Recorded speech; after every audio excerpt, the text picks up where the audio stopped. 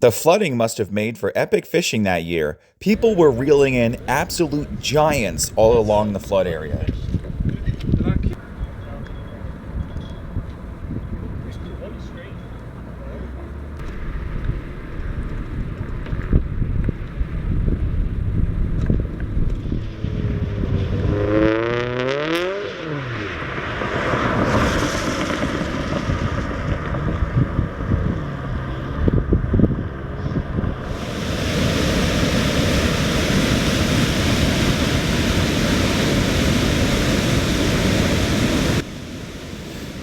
Somebody told me that this is the highest they have ever seen the river. I spent the night at a sports field just outside of Napanee. It was really howling that night. The coyotes were howling, the wind was howling. Still slept pretty good though.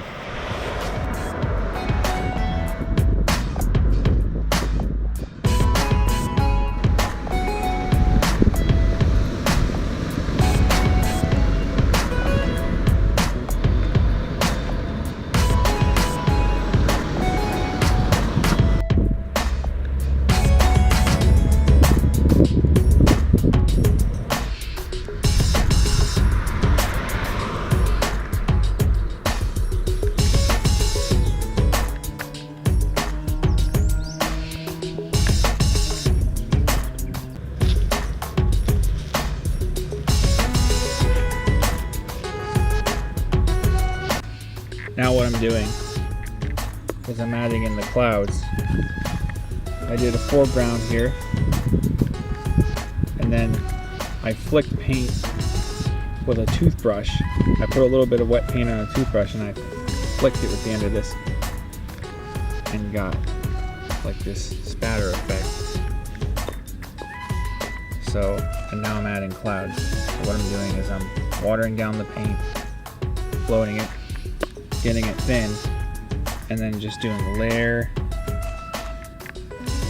after layer of cloud and just pushing the watery paint around.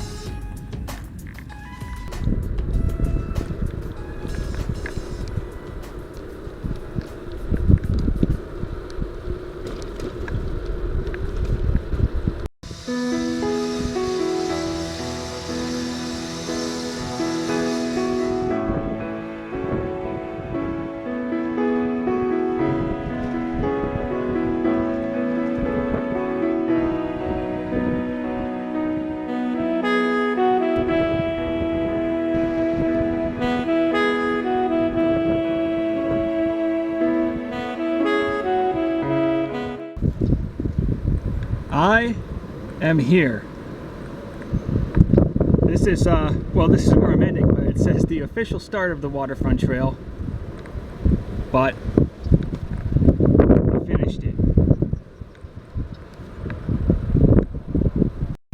There's a little gazebo here, and I suppose once I cross through here, I'm in Quebec.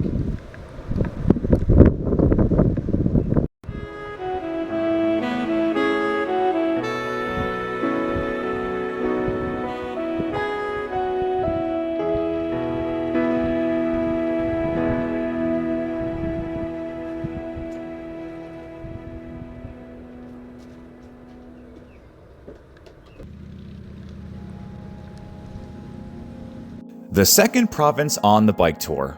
I've got some distance behind me, but I'm still just getting started.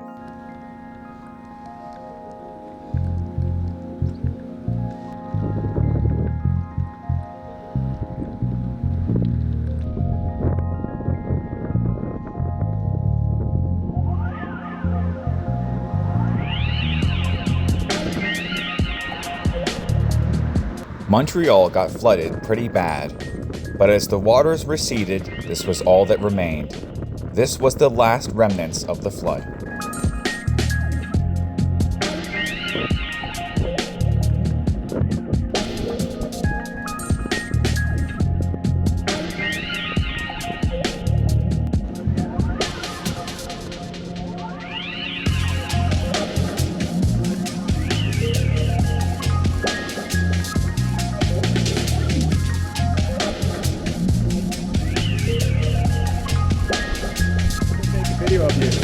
This is Hugo.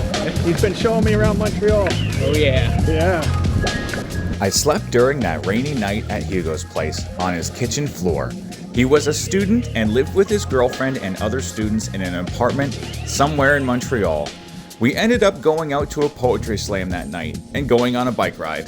The footage I recorded of that night is unfortunately lost, as I used my old cell phone to record, which I no longer have. The next morning was cool and dry, and I was on my way.